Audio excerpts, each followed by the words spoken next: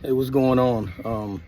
Just a quick tip for you guys changing the spark plug on your Indian Challenger. All right, it's hot out here. It is hot. So what you can do to keep from damaging your plug, and I know a lot of you guys, it's so hard to get that spark plug seated in the right position.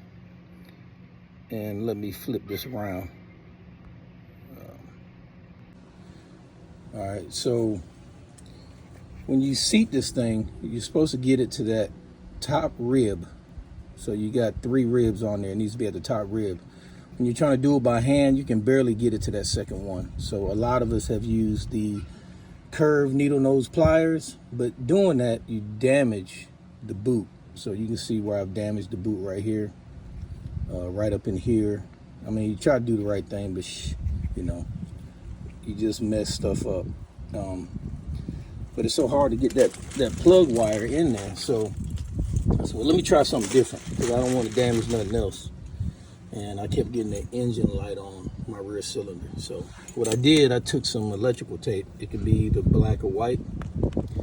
And I just wrapped it around the needle nose pliers, as you can see, to keep those sharp edges from digging into the boot. And as a result, let me get a flashlight.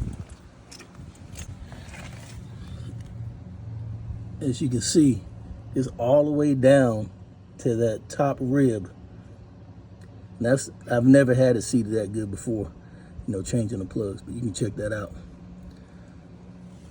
And there's no damage to the boot,